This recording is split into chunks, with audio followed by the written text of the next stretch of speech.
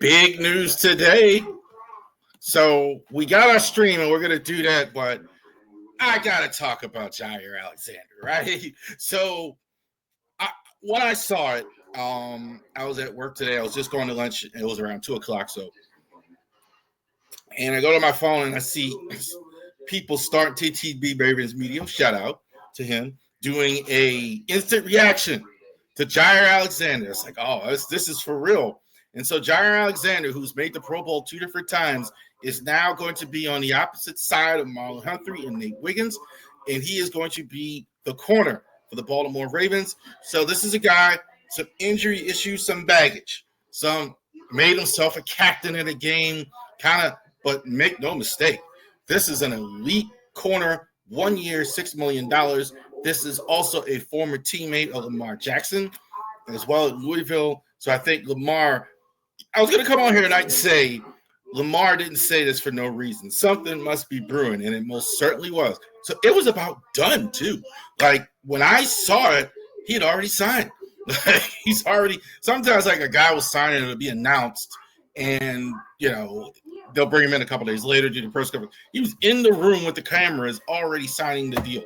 So shout out for a good shop for getting Jair Alexander 1 year, $6 million. We are going to go ahead all in. That's what it looks like. That's exactly what I said.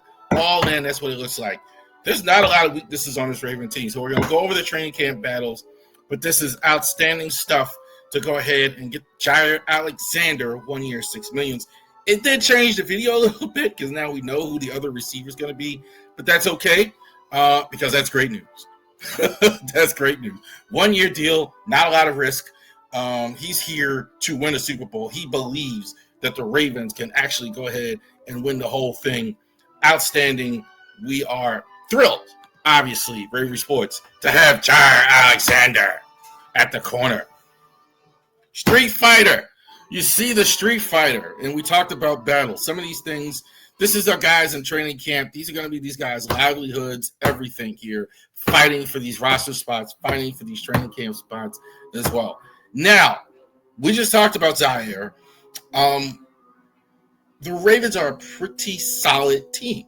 They don't have many guys just fighting for position, not having position, etc. Pretty solid team. However, that being said, you do have guys fighting for spots. Let me fix that light there. You do have guys fighting for positions on the team, fighting for playing time. Some of these this year, I do think, because the roster is so strong, you're going to be fighting for trades. Okay? Some of these guys may not be around. So some of these battles, that way it shake out, they may have to wind up in different places to go ahead and play and go forward. Interesting to see how that goes. So let's go ahead. Street Fighter, that's the battle, fighting for your life. My brother and I used to play Street Fighter. You can Ryu, etc. Uppercut. Street Fighter. So guys battling for training camp spots. I put this on Twitter this week. Who's going to be the number 2 back? Is it going to be Justice Hill or is it going to be Keaton Mitchell? Justice Hill, I thought last year was terrific. I thought he was exactly what the doctor ordered. He was whatever they needed him to be. Backup for Derrick Henry, great attitude, excellent blocker out of the backfield. Excellent catcher of the ball out of the backfield. Definitely ran the ball, changed the pace. Fantastic. He was a guy who's a couple times, frankly, we thought he was going to get eased out. Justice Hill got an extension, deserves it. Is he going to get more time than Keaton Mitchell? Mitchell was kind of eased his way back in after an injury, kind of came in mid-season. The year before, he was really good. He started to look like the Keaton Mitchell. So who gets a bigger piece of the cake this year? I think Keaton Mitchell is going to be the number 2 back, I think, in all intents and purposes. I think simply because I think you want to go ahead and have that difference with Derrick Henry. Derrick Henry, don't get me wrong, faster than he looks. Big, strong guy, no question about it, one of the top running backs in the NFL. We're going to talk about that tonight, the top running backs in the league too. But when you have that, I think he's going to get more carries. Justice Hill's a Swiss Army knife, okay? So I think there's a bigger role for him wherever you put him. That's why I think Mitchell may be a little more specialized. But Hill is going to be fine. I think both of these guys are going to be on the roster, but I do think it's a good chance that Keaton Mitchell gets more carries and becomes the second back, whereas Justice Hill becomes maybe the third running back as well. But they'll definitely fight for it in camp. Be interesting to see that. Fourth receiver, okay? So you have DeAndre Hopkins, you have Justin Bateman. No, Justin Bateman. Keep saying Justin Bateman. Rashad Bateman is the number 2 receiver, and you have your number 1 receiver, I think, Zay Flowers. So who is the number 4 guy? Will it be Tylan Wallace, who was re-signed in the offseason? In his 5th year, is it going to be Devontae Walker? Walker, they drafted him, I think, with high hopes. Really didn't play really at all last year. Tylan Wallace didn't do a lot as far as that goes as well. Maybe in fighting for a total roster spot as well. So I think maybe the guy that loses this isn't on the team. I think it's going to be Tylan Wallace. I do think John Harbaugh has an affinity for Tylan Wallace. I think Wallace can do a lot of things, plays well on special team. I do think it's going to be Wallace. I think he likes Tylan Wallace as a wide receiver. Devontae Walker, I think, is maybe be a 5th receiver, maybe be inactive some days. But I do think Tylan Wallace is going to be the guy, 4th receiver. Interesting to see that as well. So I just put this up. That's why you're seeing Tylan Wallace and Isaiah Likely. But I did want to put this because this is important.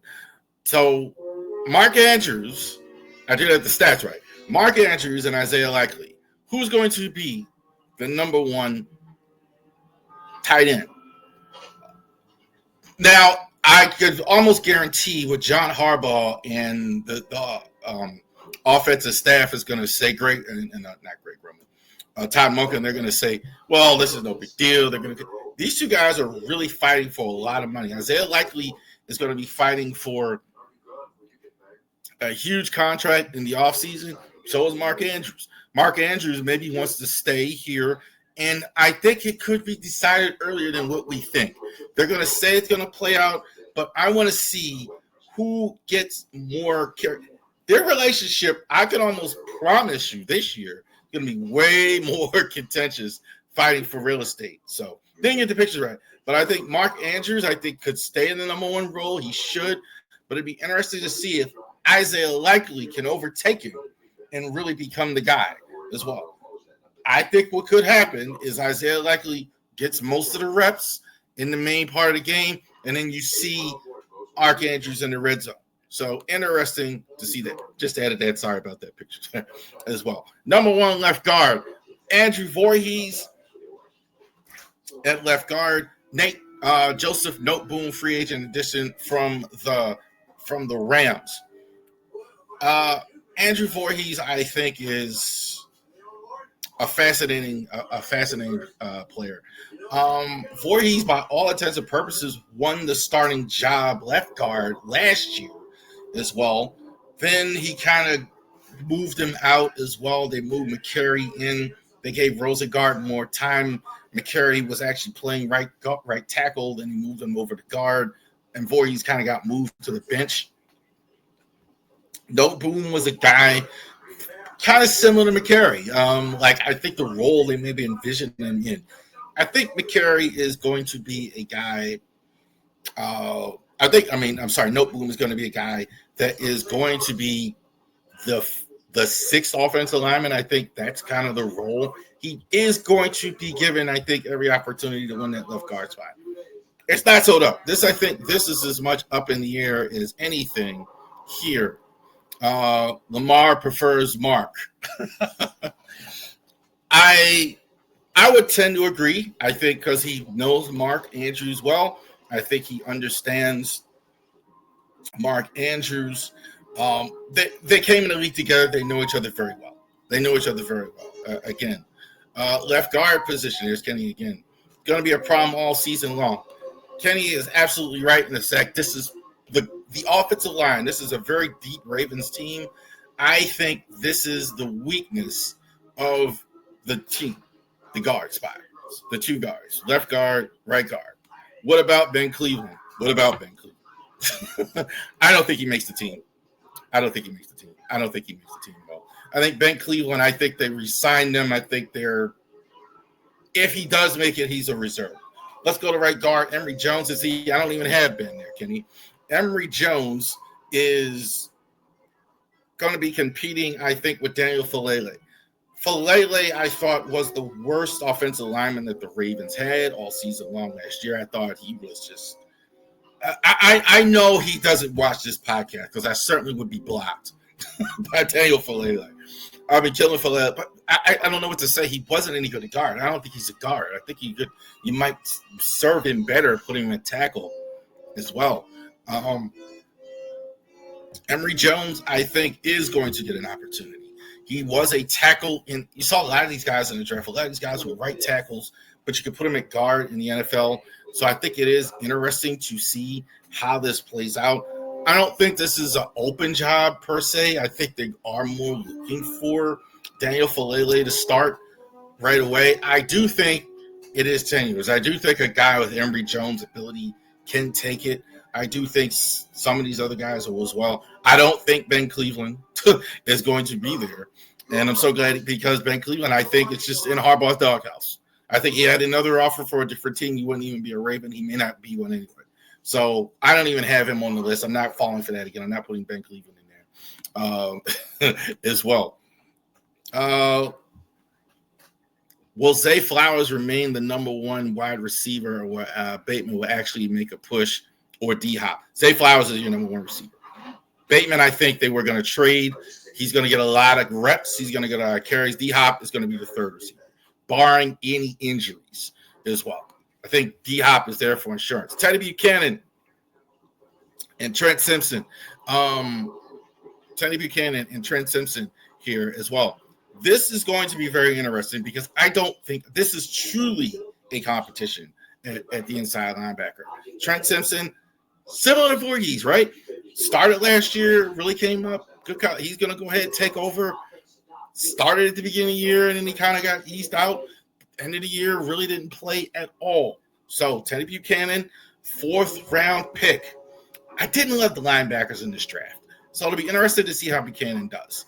I think they feel he fits the system. He feel that he goes ahead and gets away as well. Buchanan was a 4th round pick. He wasn't a UVA. So I do feel that this is totally up for grabs. I would lean Trent Simpson simply because he's not a rookie and he had experience, but I don't think he's going to go ahead. He has much of a margin here. I do think there's every opportunity Teddy Buchanan can go ahead and take it from him. Jake Hamill, I didn't list him there. It is possible if neither guy as well, they're going to go with the safe bet, Jake Hamill, I think, but they kind of would like for him to be a special teams guy. 4th cornerback. Now, I had 3rd cornerback here, but with the signing of Jair Alexander, Teddy looks the part. Great name, too. I agree with that. Jair Alexander, today signing. So, Chidwell Wazi is still from Tennessee last year. TJ Tampa. Tampa is the great unknown. We don't really know. Good college career. I thought he was very underdrafted. He was picked in the 4th round of the 2024 draft. But I think we really don't know for sure as well, except he was a good draft pick. Owuze, I think, has been up and down as well. I think they do like TJ Tampa. I think, honestly, with the Zaire pick, that tells me what they think of Owuzie as far as a long term. I do think they don't mind TJ Tampa in that 4th role. I do think that. I do think that TJ Tampa is going to be good in the 4th role as well. So I do think that tells me something.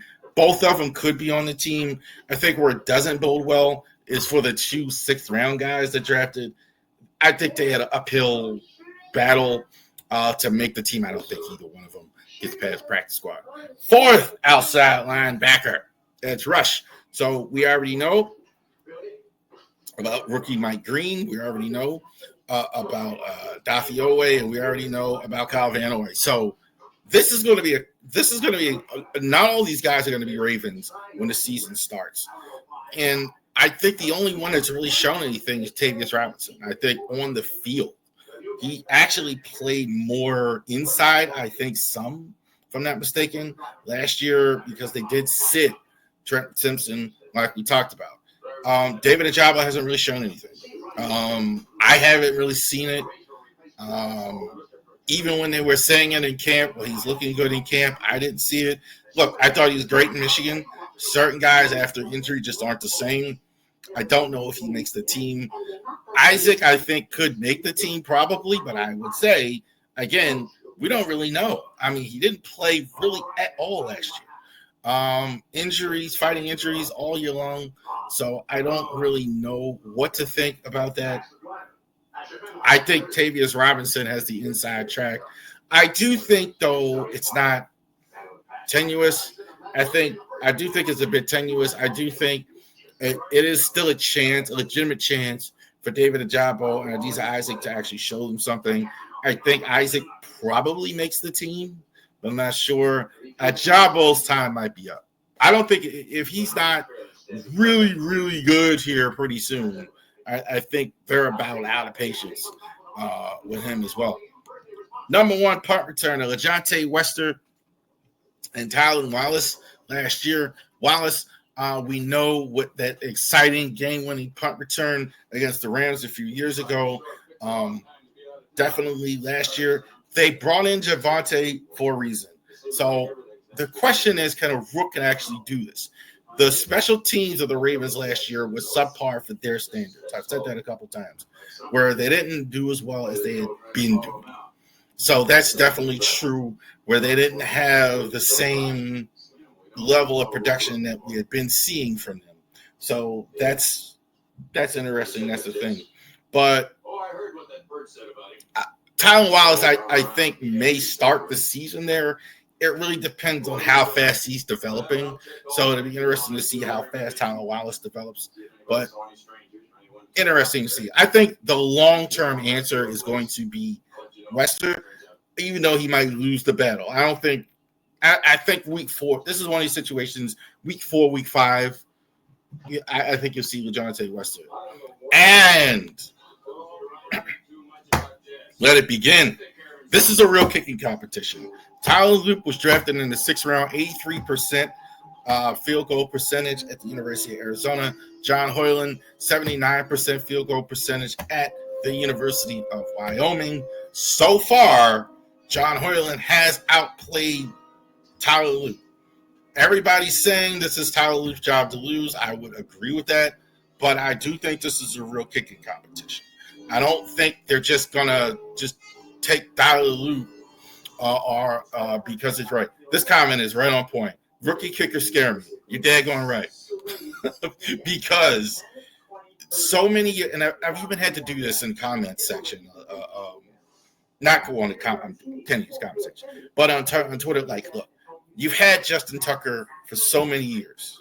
So many years. I'm gonna say it one more time. So many years you've had the great Justin Tucker. He's Hall of Famer, possibly one of the greatest kickers of all time. You haven't had to worry about this in a very long time.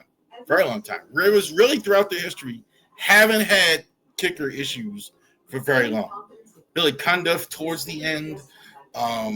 Steve Hauska, they had to cut. They've had to worry about this. So, and I'm telling fans, you're just going to have to right now take the best guy you can. Whoever has the good camp, we'll see it during the year, see if they have to bring in a vet. That's the best you hope for as well. But one of these two rookies is going to be the guy coming out of camp. Tyler Luke, John Hoyland. I don't think they're going to bring in a veteran in camp. I think it's going to be Tyler Luke because they drafted him. I don't think you generally draft the kicker if you don't have a plan on keeping him. But I do think it's Tyler Luke out of the beginning of the year. There you go.